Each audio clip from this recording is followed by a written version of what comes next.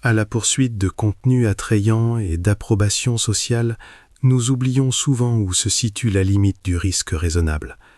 L'histoire de Crystal Gonzalez, que ses abonnés connaissaient sous le nom de reine de la randonnée dansante, est un rappel brutal de la rapidité avec laquelle une image lumineuse sur Instagram peut se transformer en tragédie si l'on néglige les règles de sécurité élémentaires. Récemment, nous avons évoqué le décès de l'acteur Julian Sands dans les montagnes de San Gabriel près de Los Angeles. Aujourd'hui, il sera question d'un autre incident survenu au même endroit, impliquant cette fois encore une personne dont la vie était liée aux médias. Il s'agit de la tragédie qui a frappé la blogueuse Crystal Paula Gonzalez, connue comme la reine de la randonnée, qui n'est jamais revenue de ses pentes. Les réseaux sociaux font depuis longtemps partie de notre quotidien. Pour certains, plus que pour d'autres, mais le désir de partager des moments marquants et de recevoir des retours pousse beaucoup de gens à tenir des blogs personnels. Les amateurs de plein air, randonneurs, alpinistes, voyageurs ne font pas exception. Nombreux sont ceux qui documentent leurs randonnées, leurs ascensions, leurs aventures. Il n'y a rien de mal à cela, cela permet à d'autres de découvrir des lieux où ils n'auraient jamais mis les pieds, d'acquérir parfois une expérience utile ou simplement de profiter de belles images. Mais parfois, la soif de contenu spectaculaire pousse les blogueurs à des actions irréfléchies. Lorsque vous regardez l'écran de votre téléphone, il semble qu'il suffise de faire un pas de plus vers le bord, de se tourner encore un peu, et la photo sera parfaite. À ce moment-là, vous ne pensez plus à la glace glissante sous vos pieds. Vous ne sentez pas l'élastique des micro-pointes se tendre sur la semelle. Vous ne remarquez pas la légère brise qui pourrait vous faire perdre l'équilibre au pire moment. Crystal Paola Gonzalez vivait à Los Angeles, près d'Hollywood. Ce lieu même semble inciter à une vie médiatique active. Elle gérait ses réseaux sociaux, partageait ses pratiques de yoga, ses joggings et ses balades à vélo. Photos sur Instagram, vidéos en stories, courtes vidéos, tout cela faisait partie de sa routine quotidienne. À 56 ans, Crystal a décidé de se lancer dans la randonnée en montagne et d'en faire le thème principal de son blog. Ses 4 enfants avaient déjà grandi, s'étaient éloignés, avaient commencé leur propre vie. Et cette nouvelle passion l'a complètement absorbée. Elle publiait activement des photos de lieux pittoresques, réalisait de courtes vidéos de ses randonnées, toujours avec le sourire, toujours énergique, toujours en mouvement. Parfois, elle dansait directement au sommet, d'où son surnom.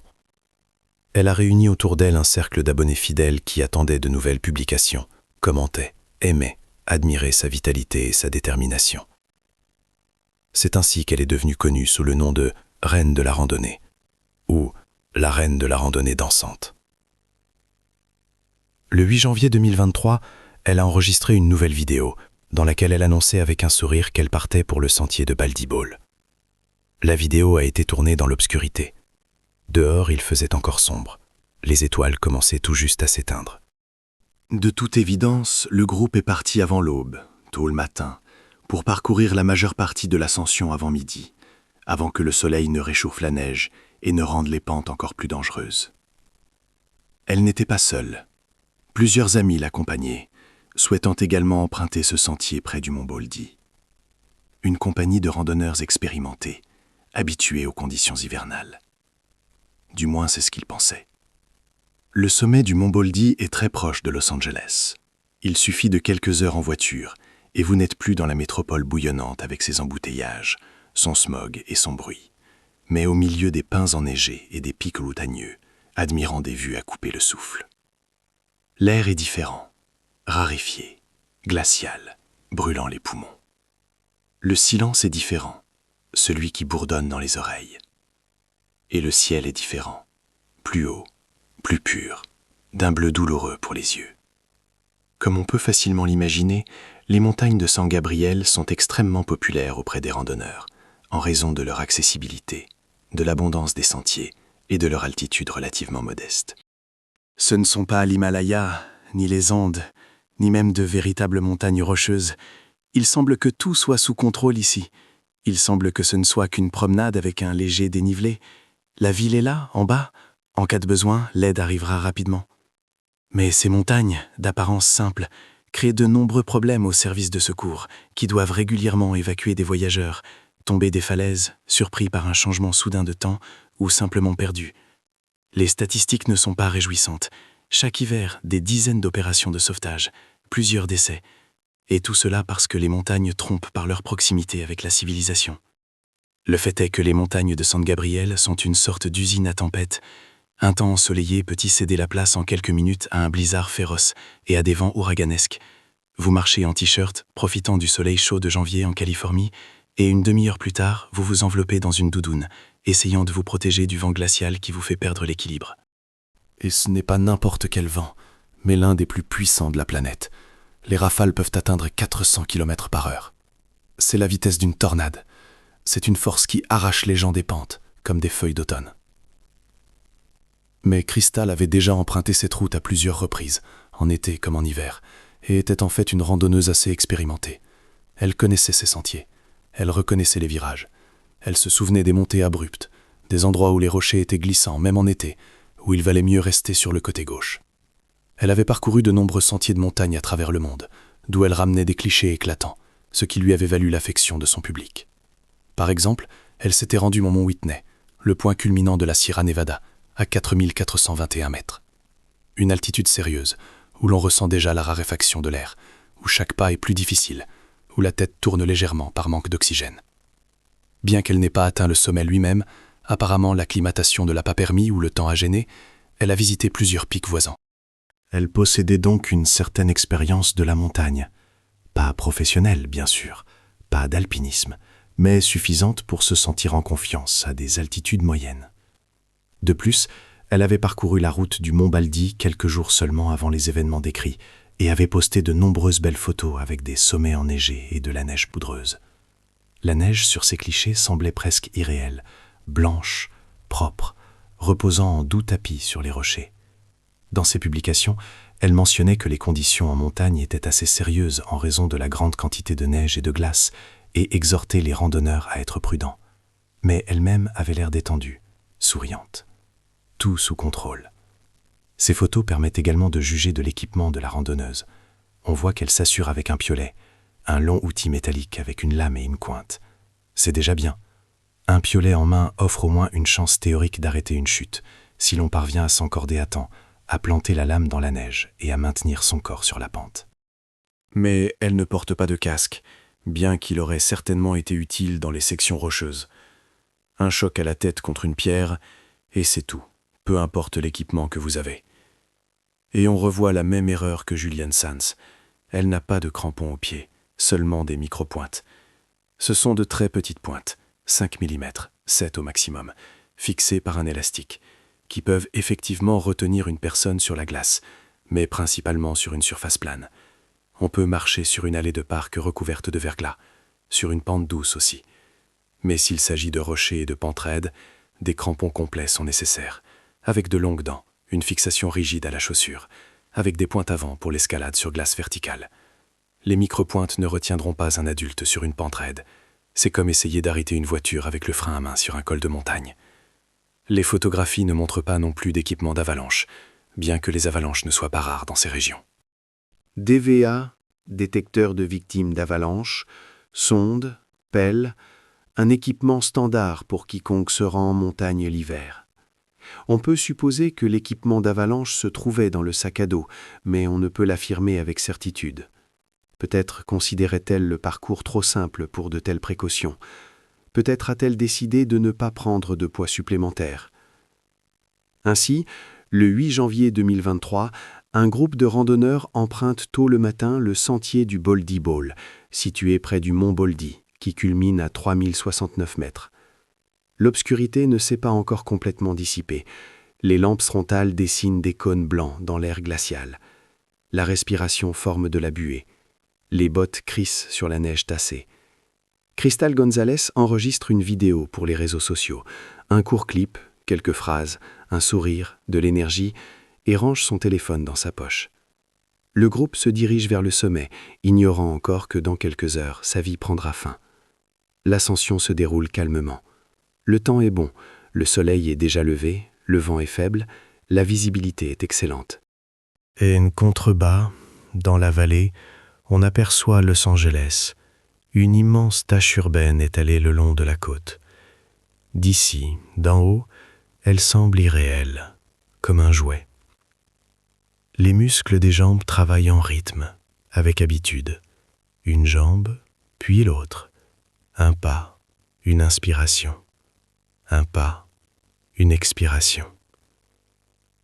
La monotonie du mouvement apaise, plonge dans une transe. Les pensées s'écoulent lentement, paresseusement, sans objet précis.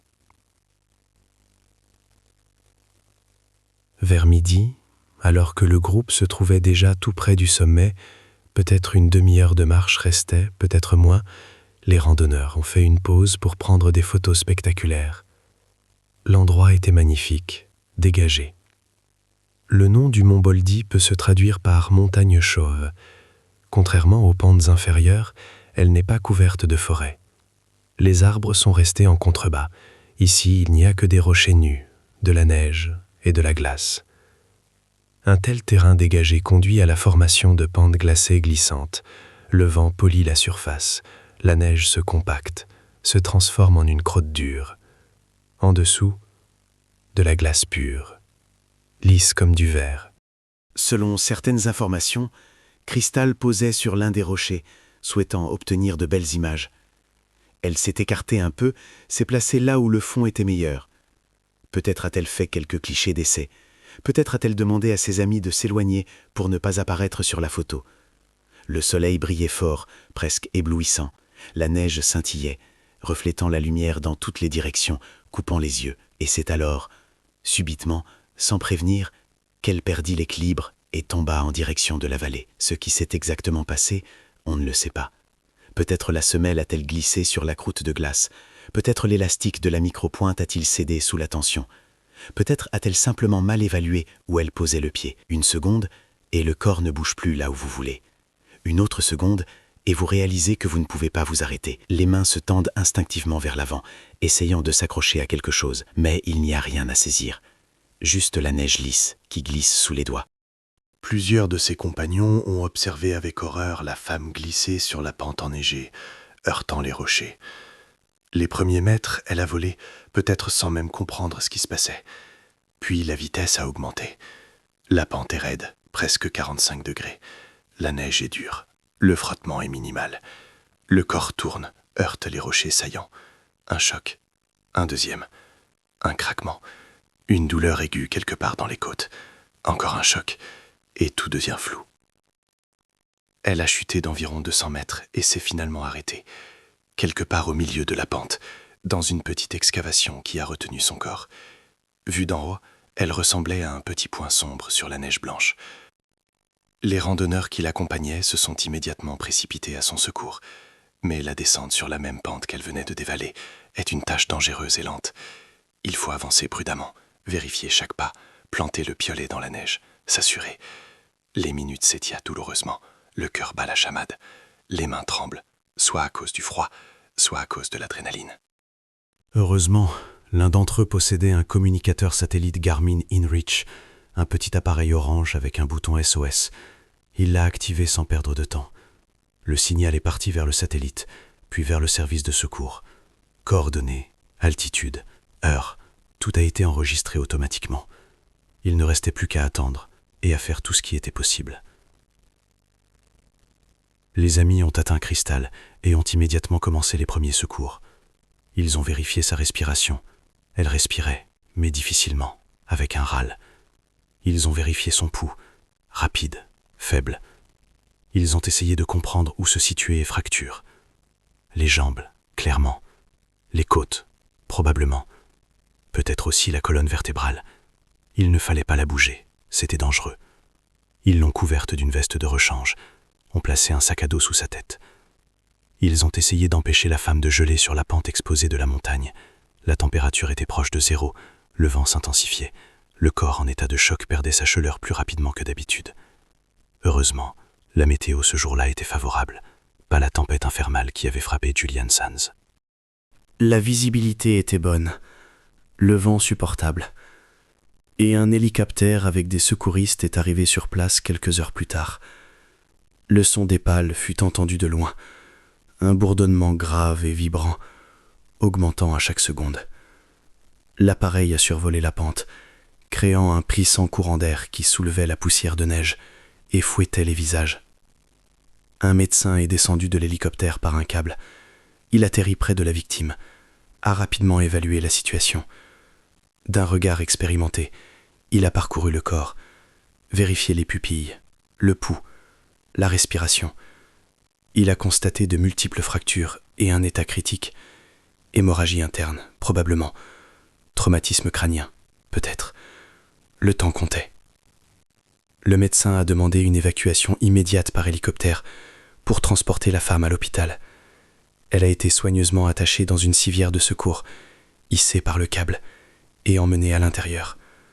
L'hélicoptère a viré et a volé vers la ville à vitesse maximale. À l'intérieur, les médecins faisaient tout leur possible. Ventilation artificielle, perfusion intraveineuse, tentative de stabilisation de la tension. Malheureusement, elle n'a jamais atteint l'hôpital. Elle est décédée en chemin des suites de ses blessures. Son corps n'a pas résisté. Trop de dommages, trop de pertes de sang. Les secouristes ont commenté l'incident comme suit. La randonneuse se trouvait sur une pente raide et verglacée, entourée de nombreux autres randonneurs qui l'aidaient du mieux qu'ils pouvaient. Chaque hiver, beaucoup de gens glissent sur cette montagne.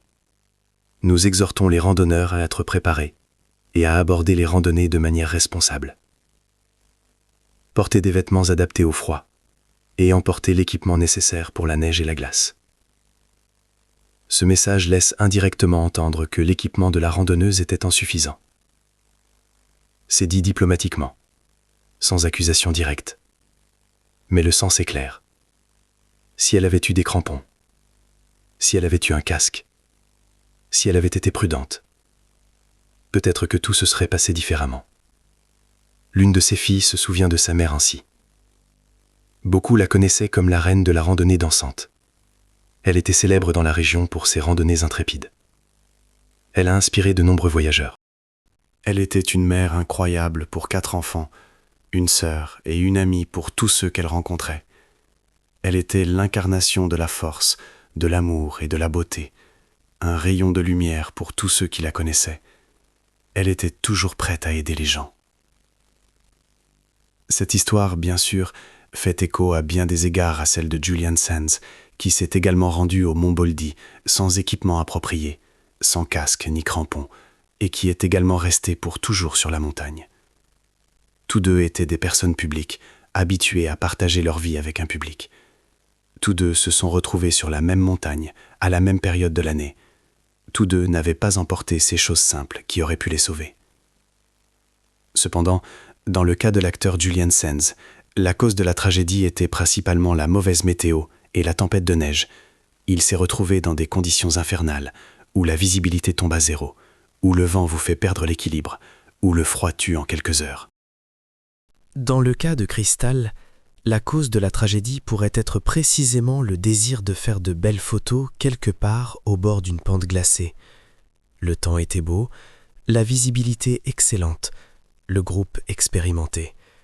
Mais elle s'est éloignée un peu plus que nécessaire. Elle s'est approchée un peu trop du bord. Elle n'a pas pensé que sous ses pieds il n'y avait pas de terre ferme, mais de la glace glissante.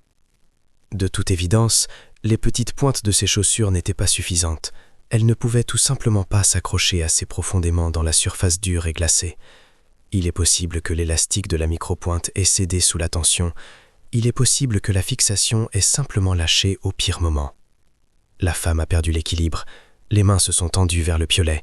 Mais a-t-elle eu le temps de le sortir de la boucle de son sac à dos? L'avait-elle même en main à ce moment-là? Et même si elle l'avait eu, son entraînement sur glace n'aurait probablement pas été suffisant pour s'encorder sur une pente glacée aussi raide. C'est une compétence qui demande de la pratique. Il faut se retourner instantanément sur le ventre, planter la lame du piolet dans la neige, se plaquer de tout son corps, s'appuyer sur les pointes des bottes. Tout cela à grande vitesse, alors que le corps tourne, que la panique obscurcit l'esprit, que chaque seconde compte. La femme a dévalé la pente, prenant de la vitesse et heurtant les rochers. 200 mètres, c'est 80 étages. C'est assez de temps pour réaliser ce qui se passe, et pas assez pour changer quoi que ce soit. Cette histoire rappelle également l'incident avec la randonneuse coréenne Gigi Wu, également connue sous le nom de randonneuse en bikini, qui, lors d'une randonnée en solitaire, est également tombé d'une hauteur, peut-être pour prendre des photos spectaculaires pour ses abonnés. La même logique, une belle image est plus importante que la sécurité. Le même résultat, la mort en montagne. La cause de la tragédie fut comme d'habitude une combinaison de facteurs. Il n'y a jamais une seule et unique raison. Toujours une coïncidence de circonstances. Premièrement, le Boldibol est un itinéraire très populaire. Cristal elle-même y était littéralement une semaine avant la tragédie et de nombreuses fois auparavant.